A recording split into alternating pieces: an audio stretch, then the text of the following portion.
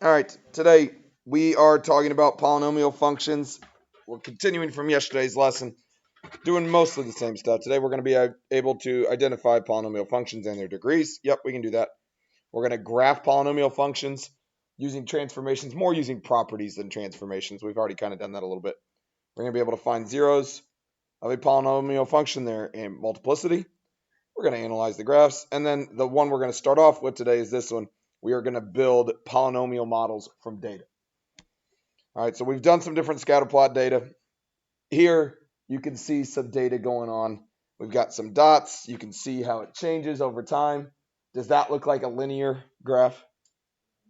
No, not real linear. You could draw a straight line, but probably a not great R squared value. Does it look quadratic? Kinda, but not really, right? Like, how would you draw it? Would it be an upward parabola or a downward parabola? Yeah, I mean, you could do up, but then you don't have any of this. You could do down, but it doesn't have any of that. How many turning points do you see in that data? Three. So if you see three turning points, what do you think the polynomial power is going to be? Four. If you were to draw this, it'd kind of be a 1, 2, 3 thing right there. Not always is it going to be perfect, but we can see that on that data in particular, three turning points would be helpful. And we learned yesterday that if we have three turning points, it's going to be the fourth power. One thing I don't know if I emphasized yesterday, if it's an x to the fourth, at most it can have three turning points. Okay. You could have just one, depending if you have some imaginary roots and some other things going on there or some different things happening there. But that's an at most number. Okay. We could have some other data that looks a little bit different. This one is kind of that shape. So how many turning points does that thing have? Two. You could even say three if you were to extend that out a little bit. But we could have different data could give us some different things. Okay. And just being able to understand it, that one's probably pretty quadratic, but it just depends on how you trace it. Okay. Depending on where that data goes could affect things in the future. Okay. So let's break out our graphing calculator. Let's type in some data. So it says the number of births to U.S. females under the age of 15 for certain years are shown in the table.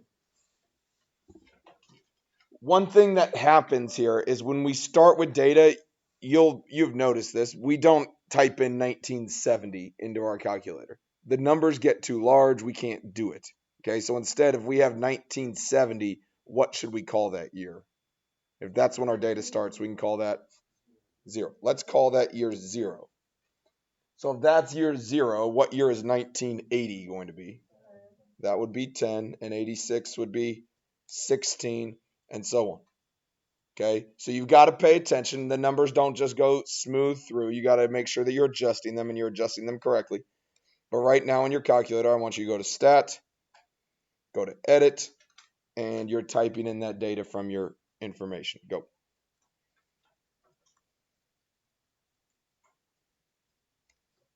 Ah, sorry, people at home.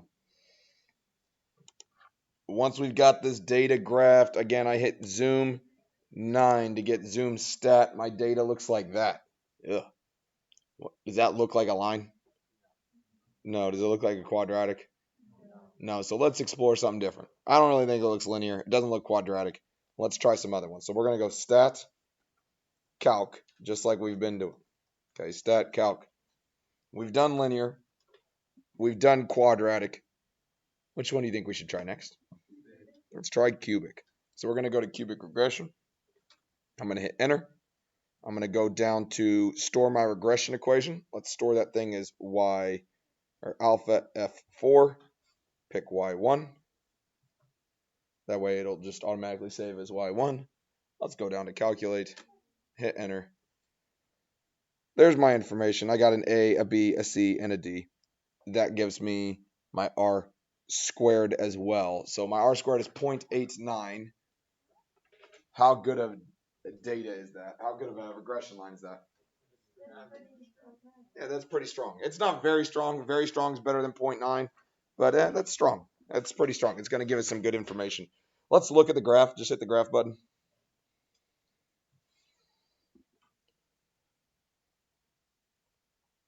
Okay. It looks pretty good. It's not perfect, but it looks pretty good. Okay, you can see that it definitely has a 2-turn in there like a cubic function should have. It makes some sense to us. Let's try a different one. So let's go stat. Let's go over to calculate. We just tried cubic. It gave us 2 turns. Well, if we go to quartic, now we get some extra turns. So if that data is really moving, I can use a quartic graph and better represent the data. So let's try quartic. Let's store the regression. Let's not store it as y1 because we already have the other one stored as y1. Let's save it as y2 just in case it's different. I can pull it up pretty quick. So I'm going to go down and save that thing as y2. Let's go down to calculate. Boom, there's my information. Notice that it's pretty annoying. Like it's a x to the fourth, b x cubed, c x squared. That would not be something I'd make you write down because it would be pretty annoying to write all those numbers down. But the important thing there is my r squared value. My r squared is 0.908. Which one's better, cubic or quartic? Quartic. My r squared value is a little higher. Okay, let's look at the graph and see if that's true. So that was my cubic. That was my quartic. They're pretty similar. Okay, that's why we have a graphing calculator, because it'll tell me which one is better. It told me that the r squared on that one's a little bit better, so probably a better model. Okay, probably not anything wrong with either one, because all we're going to use a regression line for is to predict things. What do we think is happening with this data? Okay, so we kind of got to use our brain and figure this out. So step 1 was use our graphing calculator to create a scatter plot in the data. Yeah, we did that. Okay. I'm not making you write it down, but we did that one. Which one do we think is a better choice here, cubic or quartic? So let's do the quartic one. I'm just going to write down that we did quartic. That way we have it in our brain. Quartic, again, obviously means 4 turns. Use your model to estimate the number of such births that occurred in 2005. So if I want to figure out how many births happened in 2005, I'm going to go alpha F4. Which one of those equations do I want to pull up? Y2. So I'm going to go over down to Y2. Hit enter. And then in parentheses, what number am I putting in parentheses? 35, because I want to know 35 years since 1970. Since our 0 was 1970, I'm doing 35 in parentheses. I hit enter. I get 4.184. Okay, 3 decimals always. That is 4.184. And that is thousands of births.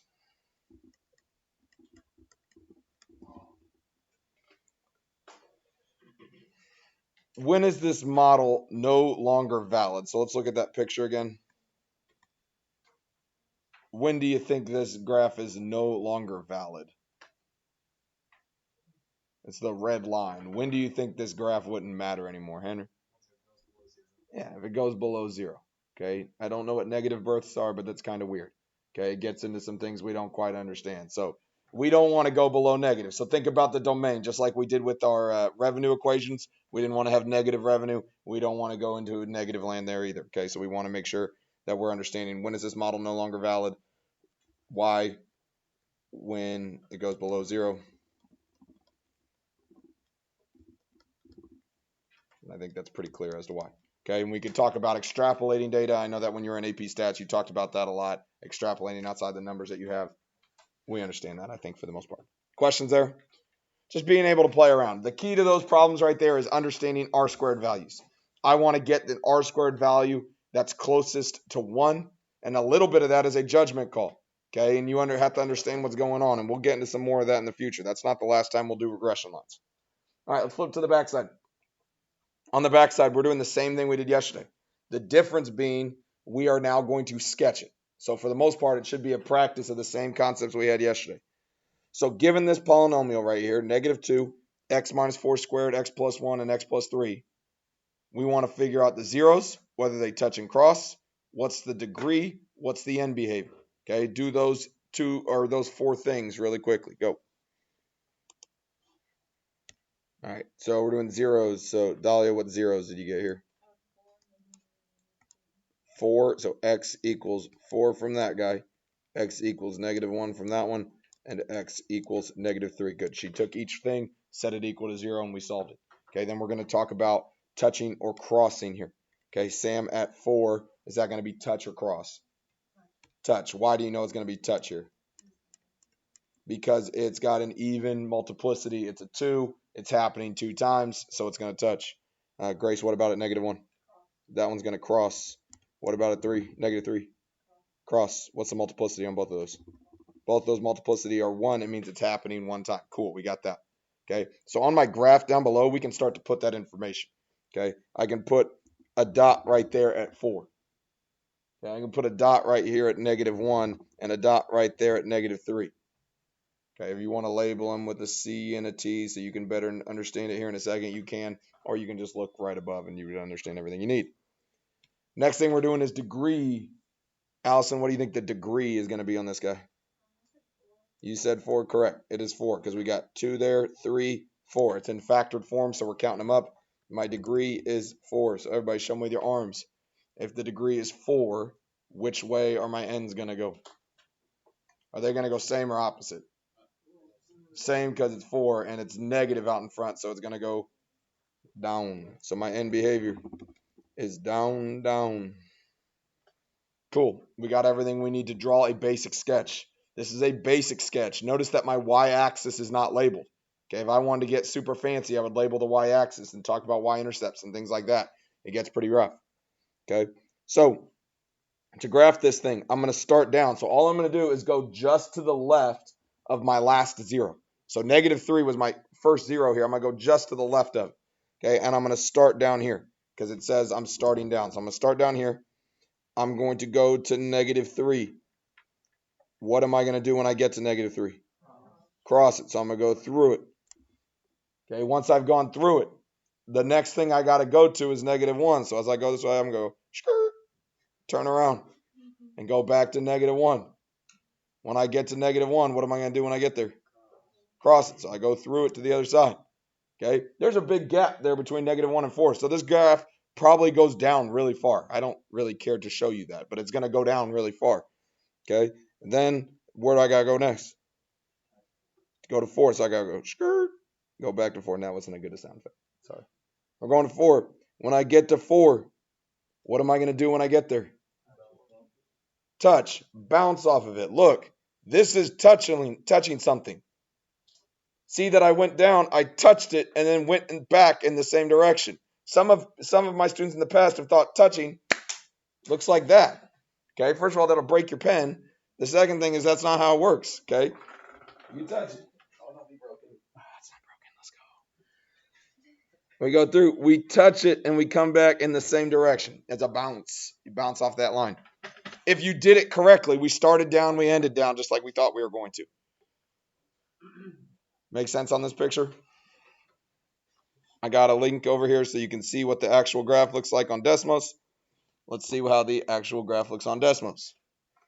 We should have drawn a pretty good sketch of that thing.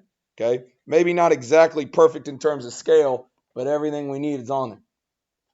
Okay, look, we crossed at -3. We crossed at -1. Notice that we went down here to 144. Don't care. We just are drawing a basic sketch. And then at 4, we touched it and came back in the opposite direction. Everybody understand how that works? Try the next one. Number 5, go. Here we go. Let's try it. We're doing zeros, touch or cross on the first one. So we're doing zeros first. So Ben, what zeros do you have here? 0 and -3. We take -3x squared, and he set that thing equal to 0. So he divided by -3. X squared equals, okay, yeah, x is 0. Okay, it looks a little weird there, but it's just x equals 0. Yeah, go away. And then x is equal to -3 from that one right there. At x is equal to 0 here. Kylie, is it going to touch or cross at 0? It's going to touch. What about at -3? Cross, good. 2 touch there because it was a multiplicity of 2, so it's touching. That one is going to cross because it has a multiplicity of 3. Then we're doing degree. Molly, what do you think my degree is going to be here? My degree is 5 because we count up. We got x squared and then an x plus 3 times, so that's 5. And behavior. Everybody in my arms going the same way or opposite ways? Opposite. If it's negative out in front, which way am I starting? Start up and go down. Correct. Start up and go down. Think negative slope. Okay, a negative slope line, a cubic function that looks like that. Okay, so let's put it on our graph. 0. -3. We are starting over here to the left. We're starting up in the air, so I'm starting up here. I'm going to -3. When I get to -3, what am I going to do? Cross, go through it to the other side. Then I got to go to 0, so I'm turning back this way. Okay, actually, let's go back here because I'd like to draw that better. As I get to -3, it's cubed. So what's really going to happen as I get to -3? It's going to do a little squiggle. Okay, it's a little bit of an S curve there. We looked at that yesterday a little bit on our graph. You don't have to draw it that way. If you didn't draw it that way, that's fine. Okay, as long as you cross it, I'm good. But know that it's going to have a little bit of an S curve shape right there. Okay, it's going to do a little bit different there. Okay, so then I'm going this way. I got to turn around. I'm heading back to 0 next.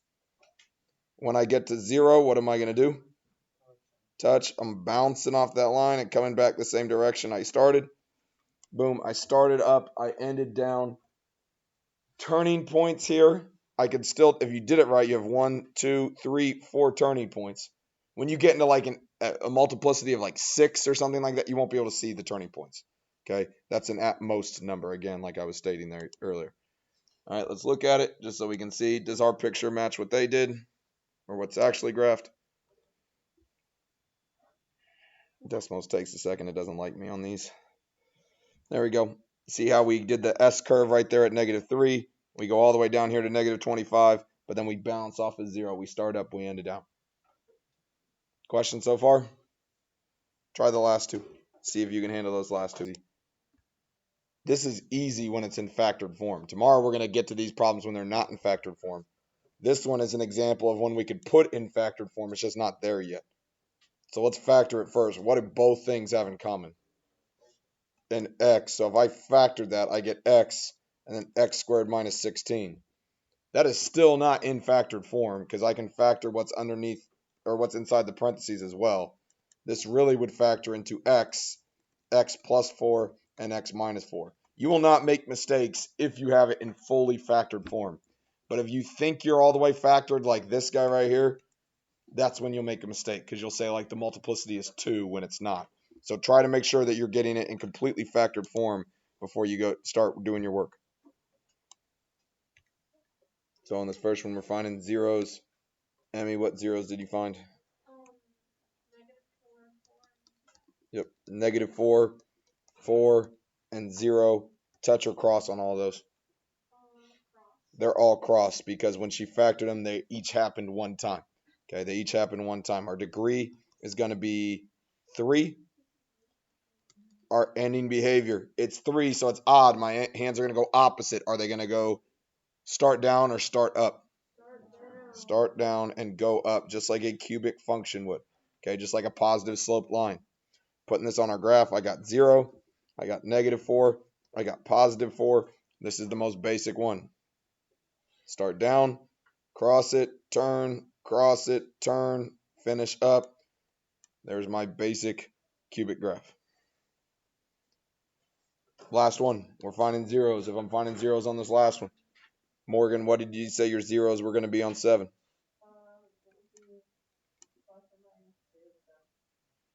2. Good. 2 and -2. So this one will get you plus or minus 2. What about the other one? What's that going to get you? Plus or minus 5. And what about this -2 out in front? Nothing. That doesn't get us anything because it doesn't have an x in it. Good. Those are my 4 zeros. Okay. On these zeros, are they touch or are they cross? They are all cross because they are all to the first power. Because if I were to take this and factor it, it would be x plus 2, x minus 2. If I were to take this and factor, it would be x plus 5 and x minus 5. The multiplicity is not 2. The square tells you that it's not factored yet. It's not a multiplicity of 2. It's just got a square in it. Okay. My degree is 4. So if my degree is 4 end behavior, show me the arms. What's your end behavior going to look like on that one? Same direction. Everybody's showing me down because of the negative. Wonderful. So -5, -2, 2, 5, start down, and a whole lot of crossing. There's my graph. That is sketching polynomials. It is not a lot different than what we did yesterday. All we did was throw it onto a graph. Okay, so hopefully you're feeling pretty comfortable with that.